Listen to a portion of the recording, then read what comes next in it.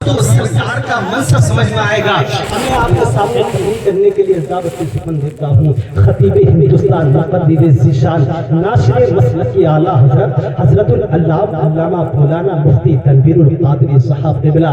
ان کا استقبال نعرے تکبیر کی صداؤں میں کر لیا جائے. ذرا سارے مل کے ساتھ بولیں نعرہ تکبیر.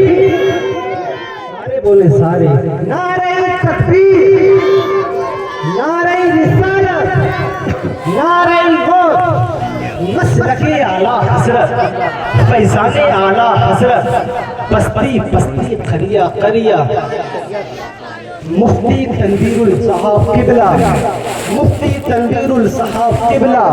نعرہ تکبیر، نعرہ رسالت کی خطابت ناز کرتی ہے، بلاغت ناز کرتی ہے. خطابت ناز کرتی ہے، بلاغت ناز کرتی ہے. سبھی خطیبوں پر خطابت ناز کرتی ہے کہ خطابت ناز کرتی ہے، بلاغت ناز کرتی ہے. سبھی خطیبوں پر خطابت ناز کرتی ہے اور خطیبوں کو تو ہونا چاہیے نازا خطابت پر، مگر حضرت آپ کی تقریر پر خطابت ناز کرتی ہے.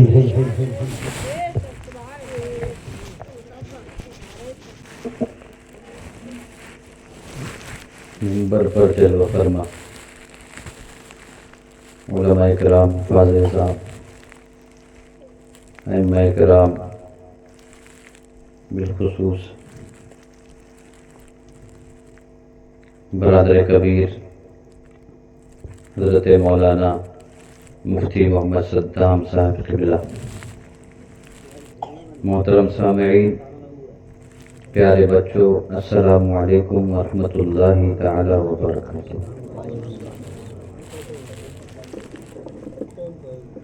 آپ کے سلام کا جواب بتا رہا ہے کہ ٹھنڈ لگ رہی ہے. چلیے کوئی بات نہیں، ٹھنڈا موسم ہے اور بادل بھی زور و شور کے ساتھ برسنا چاہتے ہیں، لیکن انشاءاللہ اپنا پروگرام اختتام پذیر ہوگا تبھی انشاءاللہ بارش ہوگی. کہیے انشاءاللہ. نحمدہ ونصلی ونسلم علی رسولہ الکریم، اما بعد، فاعوذ باللہ من الشیطان الرجیم، بسم اللہ الرحمن الرحیم. لا اقسم بهذا البلد وانت حل بهذا البلد. آمنت باللہ صدق اللہ العظیم وبلغنا رسوله النبی الامین الکریم الرؤوف الرحیم، ونحن على ذلك لمن الشاہدین والشاکرین والحمد للہ رب العالمین. یا خدا بہر جناب مصطفیٰ امداد کن، یا رسول اللہ اسبہر خدا امداد کن. یا شہید کربلا، یا دافع کرب و بلا، گل رخا شہزادہ گلوں قبا امداد کن. غوث اعظم بمن بسر اسامہ مدد، قبلہ دین مدد، کعبہ ایما مدد. بگرداب بلا افتاد کشتی، مدد کن یا معین الدین چشتی. دل کی عطا گہرائیوں کے ساتھ نبی پاک صاحب الاولاق سیاح افلاق باعث تخلیق کائنات، اللہ کے محبوب دانائے غیوب منزہون عن العیوب، حضور احمد مجتبی محمد مصطفیٰ صلی اللہ تعالی علیہ وعلی آلہ وبارک وسلم کے دربار دربار میں درود و سلام کا نذرانہ عقیدت پیش کر لیجئے. اللہم صلی علی سیدنا و مولانا محمد معدن الجود والکرم وآلہ وبارک وسلم. صلاۃ و سلام علیک یا رسول اللہ. لائق مبارکباد ہیں اہل بستی کہ جنہوں نے اپنی کاوشوں سے اپنے امام صاحب کو عمرہ کرنے کے لیے بھیجنے کی کوشش کی، اور لائق مبارکباد ہیں حاجی صاحب قبلہ کے جنہوں نے حج بھی کیا ہے اور پھر عمرہ کرنے جا رہے ہیں، اور یہ خوش نصیب ہیں کہ یہ اپنے امام صاحب کے ساتھ جا رہے ہیں. ایک تو ہوتا ہے کہ بندہ یوں ہی چلا جائے، اکیلا ہی نکل گیا، یا گیا تو ہے لیکن کوئی عالم اس کے ساتھ نہیں ہے تو وہ مزہ نہیں آتا. لیکن اگر عمرہ کرنے جاؤ یا حج کرنے جاؤ اور کوئی عالم یا مفتی صاحب ساتھ میں ہوں تو پھر عمرہ اور حج کرنے کا مزہ ہی الگ آتا. پھر اس میں ارکان کی ادائیگی خوب اچھی طرح ہو جاتی ہے.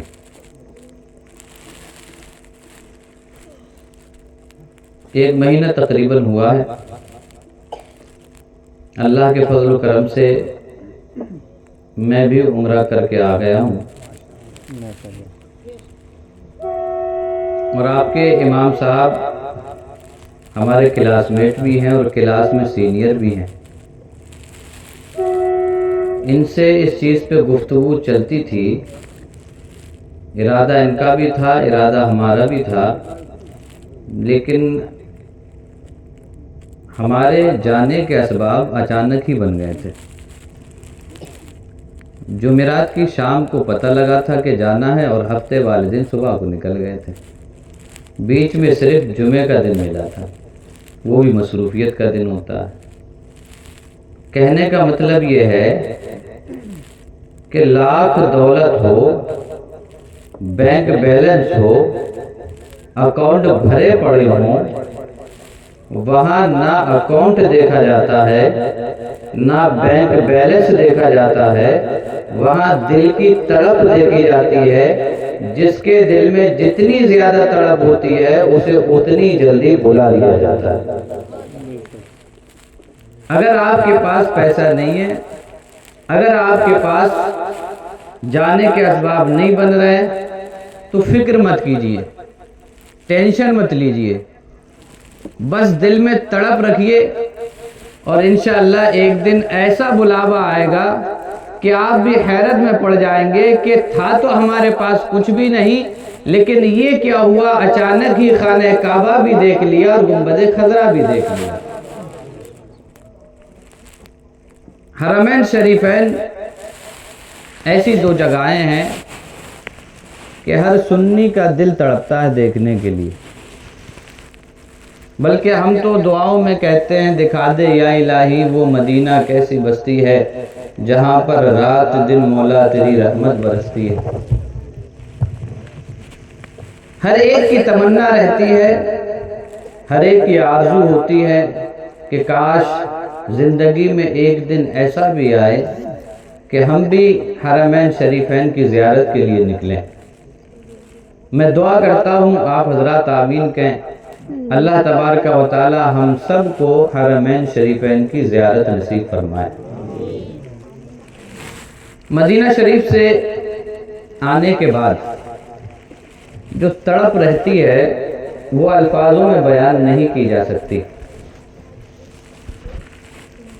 ایک چاہت ہوتی ہے کہ جائیں جائیں جائیں. جب بندہ ہو آتا ہے تو پھر تڑپتا ہے کہ اب کب جانے کو ملے گا. وہاں سے آنے کے بعد میں نے ایک کلام ترتیب دیا اور کچھ اشعار طبع آزمائی کی. میں ان میں سے کچھ اشعار آپ تک پہنچا رہا ہوں، سماعت فرمائیں. مچل کے بولیے سبحان اللہ. مجھے ہے یاد مدینے کی وہ ہوا اب تک. سبحان اللہ سبحان اللہ. بول دیجئے سبحان اللہ.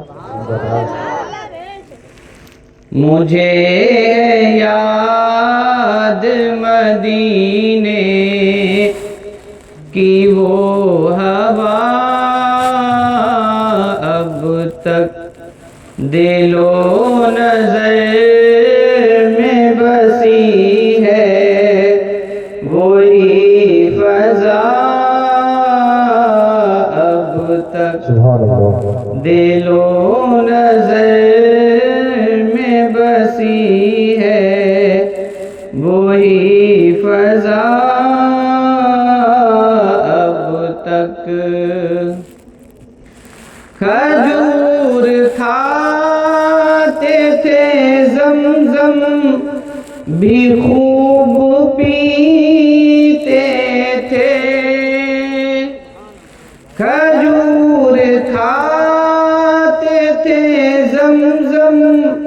بھی خوب پیتے تھے مدینے پاک کی وہ یاد ہے غذا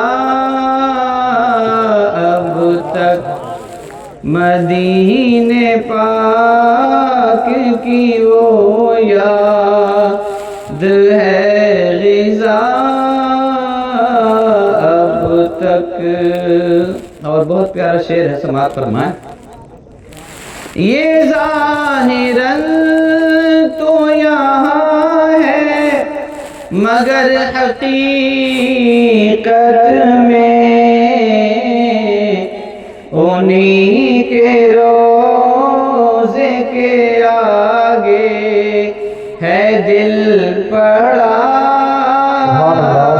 نعرہ تکبیر، نعرہ رسالت، نعرہ غوثیت، مسلک اعلیٰ حضرت مفتی تقی القادری صاحب اللہ.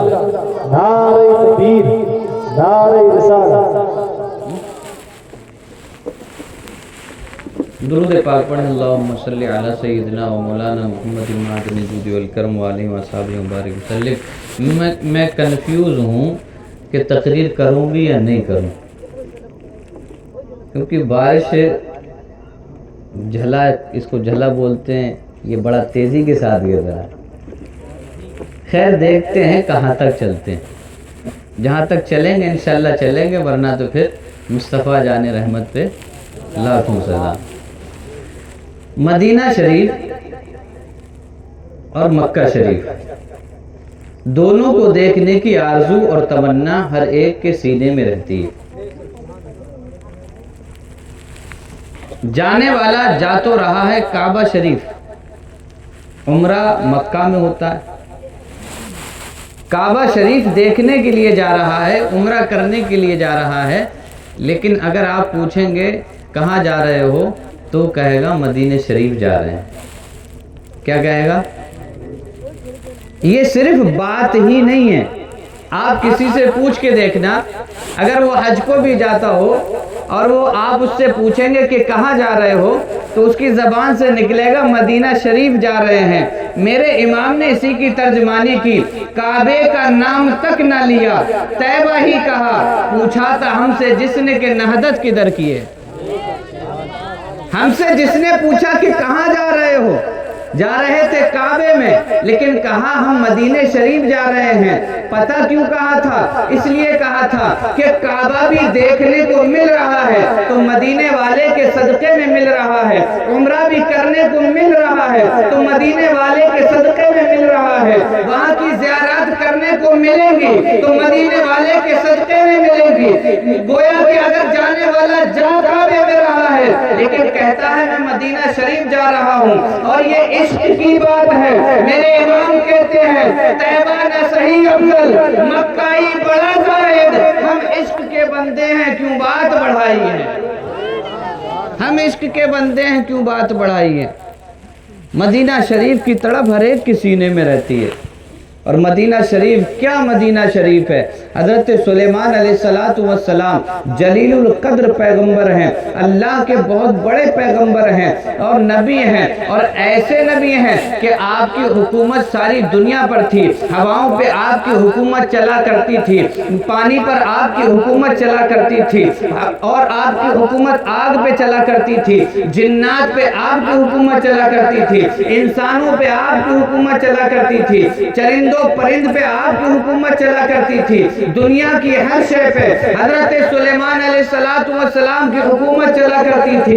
یہی سلیمان علیہ السلام ہے، اپنے تخت پہ بیٹھے ہیں، ہوا کو حکم دیا، ہوا نے تخت کو اڑانا شروع کیا. اڑتے اڑتے جب ایک جنگل میں پہنچتے ہیں، حضرت سلیمان علیہ السلام نے ہوا کو حکم دیا، تخت کو نیچے لایا گیا، حضرت سلیمان اتر گئے، تخت سے اترے، پیدل پیدل چلنے لگے. اس جنگل کو، اس بیابان کو، اس صحرا کو جہاں ابھی کوئی بستی نہیں تھی، جہاں ابھی کوئی گھر نہیں تھا، پیدل پیدل کراس کیا. جب کراس کر لیا تو پوچھنے والوں نے پوچھا کہ آپ یہاں پہ پیدل کیوں چلے ہیں؟ تو حضرت سلیمان علیہ السلام نے کہا یہاں میں پیدل اس لیے چلا ہوں کہ یہ وہ جگہ ہے جہاں اللہ کا آخری نبی تشریف لائے گا، ابھی مدینہ بسا نہیں ہے، لیکن تعظیم مدینے کی پہلے سے ہو رہی. ابھی مدینہ نام کی کوئی بستی نہیں ہے، لیکن حضرت سلیمان علیہ السلام وہاں تعظیم کر رہے ہیں، وہاں پیدل پیدل چل رہے ہیں. کیوں کہ یہ آخری نبی کا دیار ہوگا، یہ اللہ کے حبیب کا دیار بنے گا، یہ مدینہ منورہ بنے گا، یہاں پہ روضہ رسول ہوگا. حضرت موسیٰ علیہ السلام جب اس جگہ سے گزرے تو اپنی کھڑاؤں کو اتارا اور اپنی بغل میں دبایا اور پیدل پیدل وہاں سے نکلنے لگے. آپ کے خادموں نے پوچھا حضرت موسیٰ علیہ السلام نے، اے کلیم اللہ بات بتائیے کہ آپ کھڑاؤں پہن کر کے چلتے ہیں، لیکن اس جگہ سے آپ ننگے پاؤں کیوں نکلے ہیں؟ تو موسیٰ کلیم اللہ نے بھی وہی جواب دیا کہ اس جگہ کی تعظیم کی وجہ سے میں نے کھڑاؤں کو اتار لیا ہے، کیونکہ یہاں پر اللہ کا آخری نبی آئے گا، محمد الرسول اللہ آئیں گے. یہاں پہ جو بستی بسائی جائے گی اسے مدینہ المنورہ کہا جائے گا. تبھی تو میرے امام نے کہا حرم کی زمین اور قدم رکھ کے چلنا، ارے سر کا موقع ہے او جانے والے ذرا غور کرو. آپ کہاں جا رہے ہو؟ ذرا غور کرو. وہ زمین قدم رکھنے کی نہیں بلکہ امام کہتے ہیں وہ تو سر سے چلنے کی زمین ہے. لیکن افسوس ہوتا ہے میرے بھائیوں اس بات پر کہ ہم دیکھتے ہیں مدینہ منورہ میں جانے والے لوگ گنبد خضرا کی طرف پیٹ کر کے سیلفی لیتے نظر آتے ہیں. وہ زمین جہاں سر کے بل چلنا چاہیے تھا، وہ زمین جس کا ادب کرنا چاہیے تھا، وہ زمین جہاں سانس بھی زور سے نہیں لینا چاہیے تھی، لیکن حال یہ ہے کہ وہاں سیلفیاں لی جا رہی ہیں. اللہ اکبر، گنبد خضرا کی طرف پیٹ کر کے سیلفیاں لی جا رہی ہیں. ذرا غور کرو وہ جگہ کیسی جگہ ہے جہاں بایزید بستانی پہنچتے ہیں، جنید بغدادی پہنچتے ہیں تو اپنی سانسوں کو ہلکے ہلکے لیتے ہیں کہیں یہاں بے ادبی نہ ہو جائے. وہ دیار اتنا ادبدار ہے، اس دیار کا اتنا ادب ہونا چاہیے کہ اللہ توفیق دے تو سر کے بل بھی چلو، اگر سر کے بل نہ چل ملے تو کم سے کم اتنا ادب ہونا چاہیے کہ وہاں سانس کی آواز بھی نہیں آنا چاہیے. مدینہ اس شہر کو کہا جاتا ہے اور یہ اللہ کے آخری نبی کا شہر ہے. مدینہ شریف سے محبت کیجئے، اپنے اندر تڑپ پیدا کیجئے، انشاءاللہ ایک دن ضرور بلاوا آ جائے گا، ایک دن ضرور بلاوا آئے گا. نبی پاک صلی اللہ علیہ وسلم کا مدینہ شریف، حضرت امام مالک عاشق مدینہ، اگر حضرت امام مالک کا ذکر نہ ہو تو تقریر پھیکی رہ جائے گی، کیونکہ مدینے کا ذکر ہے اور امام مالک کا ذکر نہ ہے، ایسا نہیں ہو سکتا. حضرت امام مالک رضی اللہ تعالیٰ عنہ نے اپنی زندگی کے 40 سال مدینہ شریف میں گزارے ہیں. اللہ کرے حضرت امام مالک کے صدقے میں ہمیں بھی اپنی زندگی کے آخری دن مدینہ شریف میں گزارنے کو مل جائے. حضرت امام مالک مدینہ شریف کا کتنا ادب کرتے ہیں.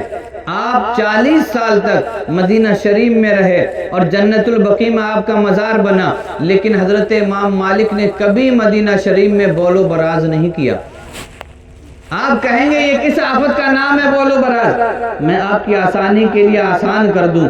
بول و براز مطلب ہوتا ہے پاخانہ پیشاب. حضرت امام مالک نے کبھی مدینہ شریف میں پاخانہ پیشاب نہیں کیا. جب بھی حاجت محسوس ہوتی، اگر سوچتے بھی تو ذہن میں خیال آتا ہو سکتا ہے یہاں پر میرے نبی کا قدم پڑا ہوگا. حضرت امام مالک رضی اللہ تعالیٰ عنہ یہی سوچ کے بول و براز نہیں کیا کرتے تھے، اور یہ حضرت امام مالک کی کرامت تھی کہ آپ بول و براز کو روک لیا کرتے تھے مدینہ شریف کے ادب کی وجہ سے. حضرت امام مالک ایک دن مدینہ شریف کے راستے سے گزر رہے تھے، پیر میں کانٹا لگ گیا. حضرت امام مالک نے پیر سے کانٹا نہیں نکالا، اسی حالت میں چلتے رہتے تھے، اسی حالت میں چلتے تھے، پیر کو اٹھا کر کے چلتے تھے. شاگردوں نے کہا حضرت امام مالک سے، کہا حضرت کم سے کم پیر میں درد ہوتا ہے تو کانٹا ہی نکال لیجئے. آپ کے شاگردوں نے کہا کانٹا نکال لیجئے آرام ہو جائے گا. حضرت امام مالک نے کہا یہ کانٹا تو میرے پیر میں لگا ہے، اس کے لگنے کی جگہ تو مالک کا دل تھا. آپ نہیں بولے نا سبحان اللہ؟ یہ بات چیخ کے کہتا میں تو آپ ضرور سبحان اللہ کہتے. آپ کو پتا ہے کہ چیخا جاتا ہے تبھی سبحان اللہ کہا جاتا ہے. یہی وجہ ہے کہ آپ چیخنے والوں کو پسند کرتے ہیں اور چیخنے والا ہی آپ کو چیخ کے دکھاتا ہے.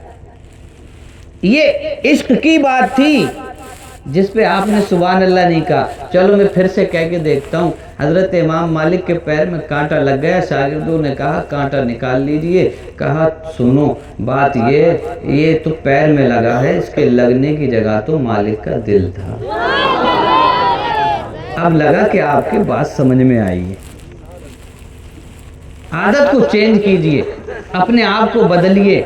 تقریر سننا وہ نہیں چیخا چاخی ہو تو مزہ آئے گا، گلا پھاڑ لیا جائے تو مزہ آئے گا۔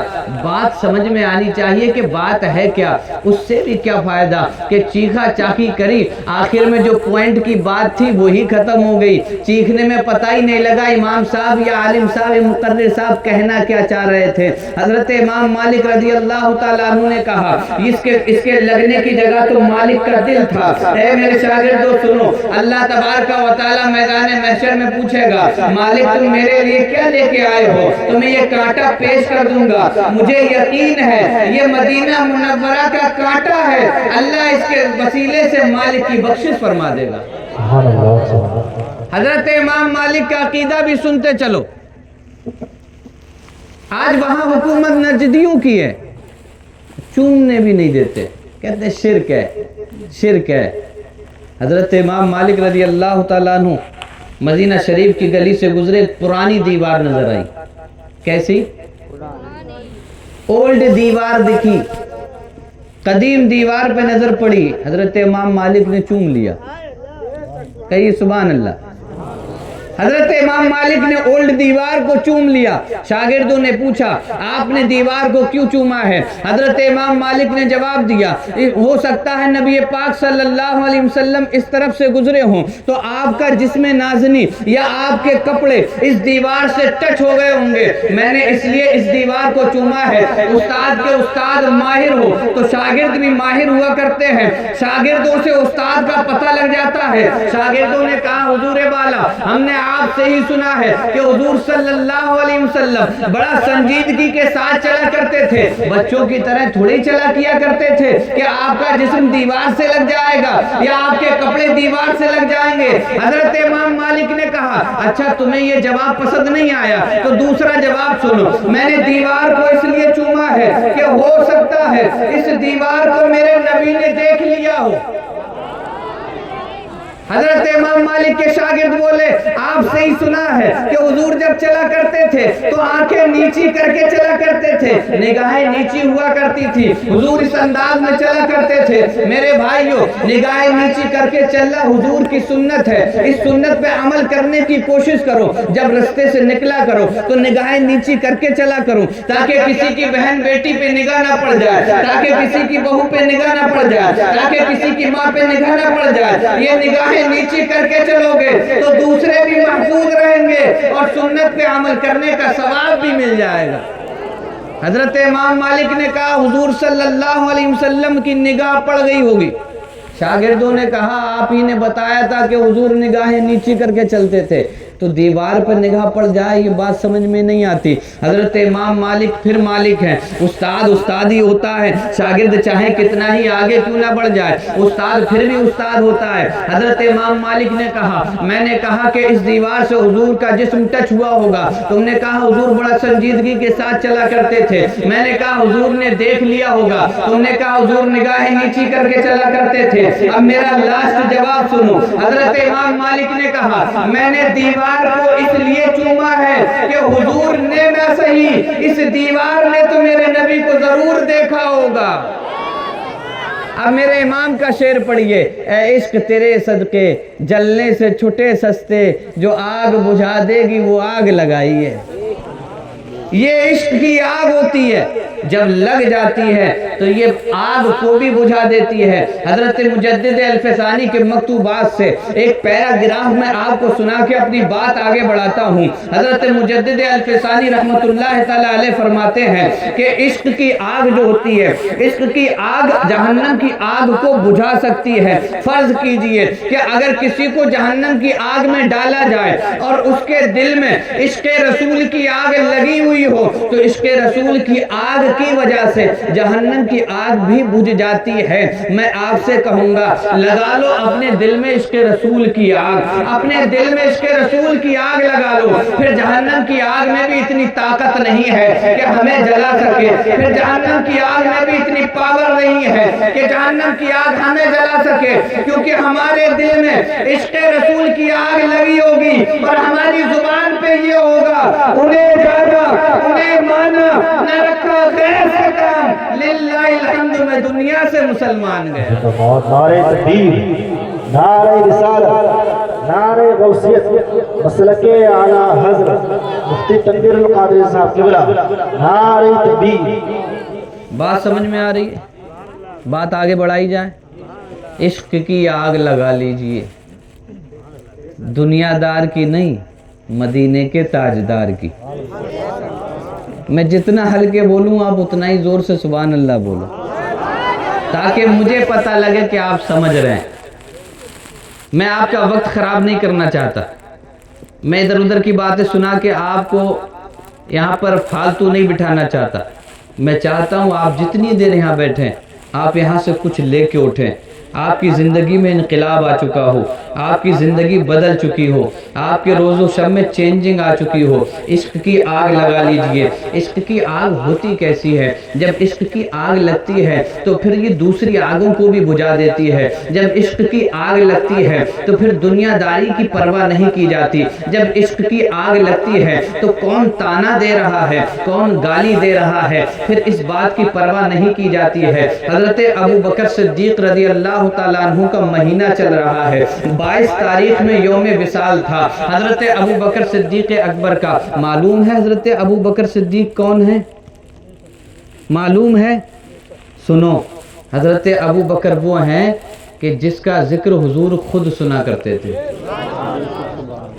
حضرت حسان نعتیں لکھ کے لاتے، حضور کی نعتیں لاتے، کئی دن نعتیں لکھ کے لائے۔ ایک دن آئے حضور سے عرض کیا یا رسول اللہ نعت لکھ کے لایا ہوں۔ حضور صلی اللہ علیہ وسلم نے حضرت حسان کا مونڈھا پکڑا اور مونڈھا پکڑ کے کہا حسان کبھی میرے ابو بکر کی بھی لکھ کے لاؤ۔ ابو بکر وہ ہیں کہ جن کا ذکر حضور خود سننا پسند کرتے ہیں۔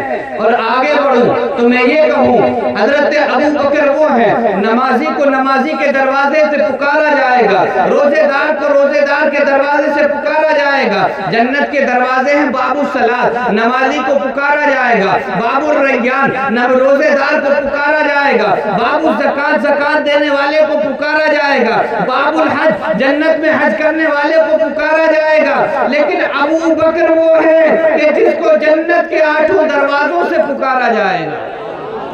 یہ حضرت ابو بکر ہیں، ان کے دل میں لگ گئی تھی عشق رسول کی آگ۔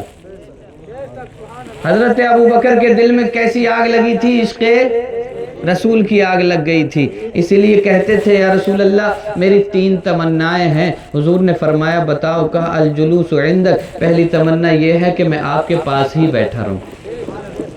النظر الیک، آپ کو ہی دیکھتا رہوں۔ انفاق و مالی علیکہ، تیسری تمنا یہ ہے میرا جتنا مال ہے میں سب آپ پہ خرچ کر دوں۔ اسے کہتے ہیں عشق کی آگ۔ پھر اپنی پرواہ نہیں کی جاتی، اپنے مال و دولت کی پرواہ نہیں کی جاتی، دھن دولت کی پرواہ نہیں کی جاتی، جان کی پرواہ نہیں کی جاتی، اولاد کی پرواہ نہیں کی جاتی، گھر والوں کی پرواہ نہیں کی جاتی، مال و دولت کی پرواہ نہیں کی جاتی۔ اگر عشق رسول کی آگ لگ جاتی ہے تو پھر میدان میں کودنا پڑتا ہے، پھر کسی چیز کی پرواہ نہیں کی جاتی اور میدان میں کود کر یہ ثبوت دیا جاتا ہے کہ ہم صرف نعرہ نہیں لگاتے ہیں کہ ہم عاشق رسول ہیں، بلکہ ہم عاشق رسول بن کے بھی دکھاتے ہیں۔ حضرت ابو بکر صدیق رضی اللہ تعالیٰ عنہ حضور کی بارگاہ میں پہنچے، عرض کیا یا رسول اللہ اب اسلام کا پرچار کھل کے کیوں نہ کریں، اوپنلی پرچار کرنا چاہیے۔ حضور نے ارشاد فرمایا ابو بکر ابھی ہماری تعداد 39 ہے۔ ابھی مسلمان کتنے ہیں؟ 39 ہیں۔ حضرت ابو بکر نے اصرار کیا، بہت اصرار کیا۔ حضور نے فرمایا چلو ابو بکر تم کہتے ہو تو ٹھیک ہے، ہم اسلام کا پرچار کھل کے کریں گے۔ حضرت ابو بکر رضی اللہ تعالیٰ عنہ خانہ کعبہ کے صحن میں پہنچ گئے اور کھڑے ہوئے لوگوں کو اکٹھا کیا اور تقریر کرنا شروع کر دی۔ اسلام کا پہلا مقرر ابو بکر ہے۔ پہلی تقریر اسلام میں کس کی ہوئی؟ حضرت ابو بکر کی۔ میں اس پہ زور اس لیے دے رہا ہوں کہ 22 جمادی الاخر حضرت ابو بکر رضی اللہ تعالیٰ عنہ کا یوم وصال تھا۔ ہم بہتوں کی یوم وصال مناتے ہیں، کبھی کسی دادا کا یوم وصال ہے، کبھی کسی پیر کا یوم وصال ہے، کبھی کسی کا وصال ہے، کبھی کسی کا عرس ہے۔ میرے بھائیوں، ان عرسوں کو مناؤ، لیکن ذرا دیکھو تو کہ ہم ان کو تو نہیں بھول گئے کہ جنہوں نے اسلام کی بنیادوں میں اپنا لہو ڈالا تھا، جنہوں نے اسلام کی بنیادوں میں اپنا خون ڈالا تھا، جنہوں نے اپنے خون سے اسلام کو سینچا تھا۔ حضرت ابو بکر رضی اللہ تعالیٰ عنہ خانہ کعبہ کے صحن میں ہیں، تقریر کرنے کے لیے کھڑے ہوئے، اسلام کا پرچار کر رہے ہیں۔ ادھر ابو جہل عتبہ و شیبہ کو معلوم ہو گیا کہ ابو بکر کھل کے اسلام کا پرچار کرنے لگے ہیں۔ ابو بکر کو دیکھنے کے لیے ابو جہل عتبہ و شیبہ پہنچ گئے۔ حضرت ابو بکر رضی اللہ تعالیٰ عنہ کو مارنا پیٹنا شروع کر دیا۔ حضرت ابو بکر پیٹ رہے ہیں، حضرت ابو بکر کو مارا جا رہا ہے، یہاں تک کہ ابو بکر کو اتنا مارا گیا کہ آپ کا پورا جسم لہو لہان ہو گیا، پورا جسم زخموں سے چور چور ہو گیا۔ حضرت ابو بکر بے ہوش ہو کے زمین پہ گر پڑے۔ میں آپ سے پوچھنا چاہوں گا، ابو بکر مار کس کے لیے کھا رہے تھے؟ اسلام کی خاطر کھا رہے تھے، رسول اللہ کی خاطر کھا رہے تھے، بلکہ وہ یوں کہہ رہے تھے میں مار اس لیے کھا رہا ہوں کیونکہ میں انہیں جانا انہیں مانا نہ رکھا غیر سے کام، للہ الحمد میں دنیا سے مسلمان گیا۔ حضرت ابو بکر کی زندگی تھی یہ کہ مانا ہے تو صرف حضور کو مانا ہے، جانا ہے تو صرف حضور کو جانا ہے۔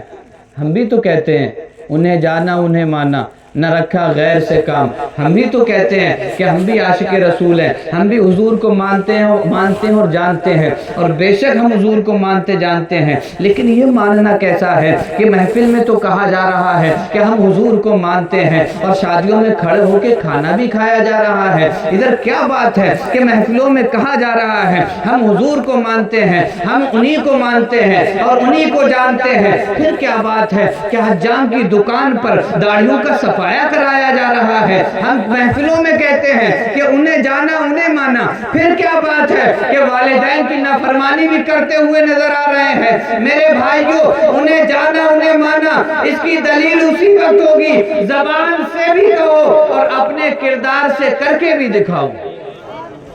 حضرت ابو بکر بے ہوش ہو گئے، خاندان والے آئے، حضرت ابو بکر کو کاندھے پہ اٹھایا گھر لے گئے، چارپائی پہ لٹا دیا گیا، چارپائی کے ارد گرد محلے والے جمع ہو گئے، خاندان والے بیٹھے ہوئے ہیں۔ کس انتظار میں بیٹھے ہیں؟ اس انتظار میں بیٹھے ہیں ابو بکر کی آنکھ کھلے گی تو ہم پوچھیں گے کہ ابو بکر تم کیا کرنے گئے تھے؟ اس انتظار میں لوگ بیٹھے ہیں کہ ابو بکر کی آنکھ کھلے گی، ہوش میں آئیں گے تو ہم پوچھیں گے کس نے کیوں مارا تھا، ہمیں نام بتاؤ ہم تمہارا بدلہ لیں گے۔ لیکن واہ عشق، حضرت ابو بکر رضی اللہ تعالیٰ عنہ کے شام کے وقت آنکھ کھلی، لوگوں نے چاہا کہ ابو بکر سے پوچھیں کہ کس نے مارا تھا، لیکن ابو بکر کا عشق دیکھو، اتنا پٹنے کے بعد بھی زبان پہ جو پہلا نام آیا وہ یہ تھا لوگوں بتاؤ محمد الرسول اللہ کیسے ہیں۔ جان ہے عشق مصطفیٰ، روز فزوں کرے خدا، جس کو ہو درد کا مزہ نازے دوا اٹھائے کیوں۔ میرے بھائیو، یہ ہے عشق، اور یہ عشق کی آگ جب لگتی ہے تو پھر یہ جہنم کی آگ کو بھی بجھا دیتی ہے۔ اپنے اندر عشق کی آگ لگاؤ اور سچے پکے عاشق رسول بن جاؤ۔ صرف باتوں سے نہیں بلکہ کردار سے بھی پتہ لگنا چاہیے کہ ہم عاشق رسول ہیں۔ کردار بھی ہمارا بتائے کہ ہم عشق رسول والے ہیں، ہمارے سینے عشق رسول سے بھرے ہوئے ہیں۔ حضرت عمر فاروق اعظم رضی اللہ تعالیٰ عنہ کا عشق دیکھو۔ حضرت عمر فاروق اعظم کے پاس ایک منافق مسلمان آیا اور ایک یہودی آیا۔ کیا کیس لے کے آئے تھے؟ ایک مقدمہ لے کے آئے تھے، زمین کا مقدمہ تھا۔ حضرت عمر فاروق اعظم نے پوچھا کیا بات ہے؟ تو یہ منافق مسلمان جو تھا اس نے کہا کہ فیصلہ یہ ہو چکا ہے، ہم رسول اللہ کے پاس فیصلہ فیصلہ کروایا ہے، حضور نے یہودی کے حق میں فیصلہ دے دیا ہے، لیکن میں مطمئن نہیں ہوں، مجھے پھر سے فیصلہ کروانا ہے۔ حضرت عمر فاروق اعظم نے جب یہ سنا کہ حضور فیصلہ کر چکے ہیں، حضرت عمر فاروق اعظم نے کہا ٹھہرو، گھر میں گئے تلوار لے کے آئے اور مسلمان جو منافق مسلمان تھا اس کی گردن کو تن سے جدا کر دیا۔ حضور کے پاس معاملہ پہنچا، حضور نے بلایا، کہا عمر کیا بات ہے؟ کہا یا رسول اللہ بات صرف اتنی ہے کہ جو آپ کی نہیں مانے گا وہ میری تلوار سے مانے گا۔ جو حضور کی نہیں مانے گا وہ حضرت عمر کی تلوار سے مانے گا۔ یہ عشق رسول تھا، اگر حضور کی ماننا ہے مانو، ورنہ پھر تلوار کا مقابلہ کرو۔ حضرت عمر فاروق اعظم رضی اللہ تعالیٰ عنہ ایسے عاشق رسول ہیں کہ جو حضور کی نہیں مانتا حضرت عمر رضی اللہ تعالیٰ عنہ سے خاطر میں نہیں لاتے۔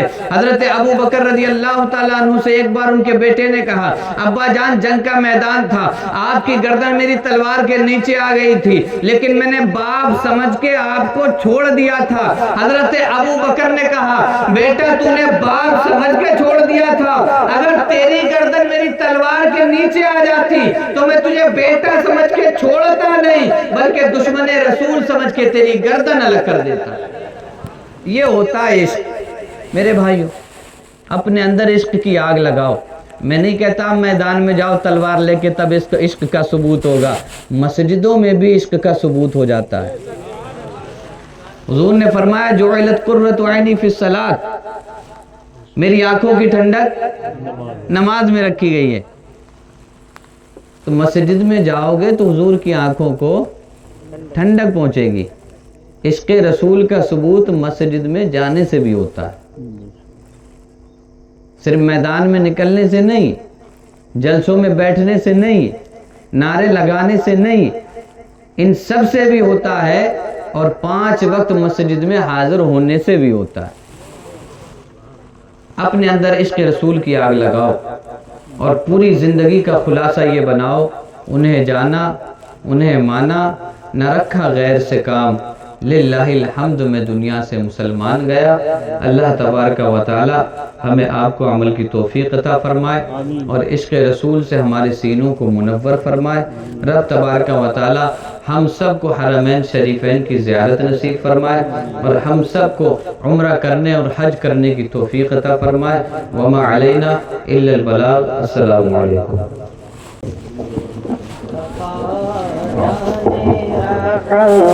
تیرا ہو سلام مصطفیٰ جانے رحمت تیرا ہو سلام شفع بز میں گیت تیرا ہو سلام شفع بز میں ہدایت تیرا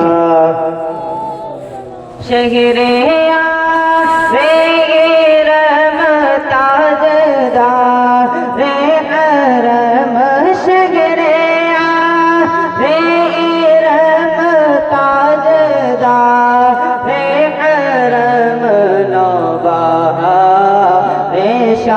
شفاعت پلا ہو سلام نوبہار شفاعت پلا ہم غریبوں کے آقا پہ بے حد درود غم غریبوں کے آقا پہ بے حد درود ہم فقیروں کی تلوت پلا ہو سلام ہم فقیروں کی تلوت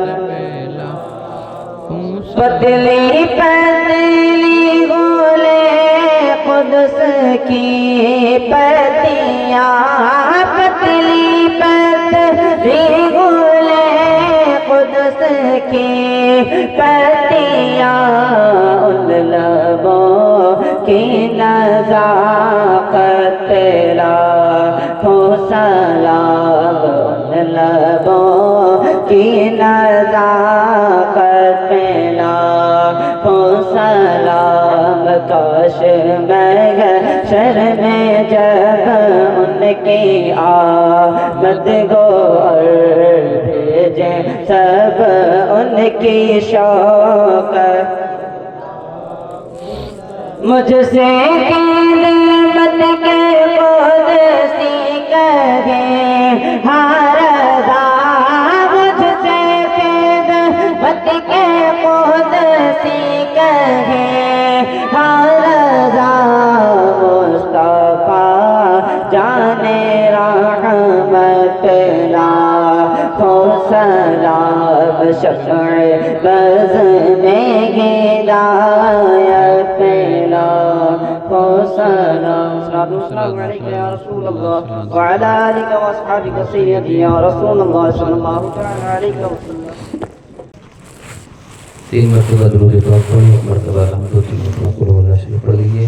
اللہم صلی علی سیدنا مولانا محمد صلی اللہ علیہ وسلم یا نبی اللہ یا حبیب اللہ صلی اللہ علیہ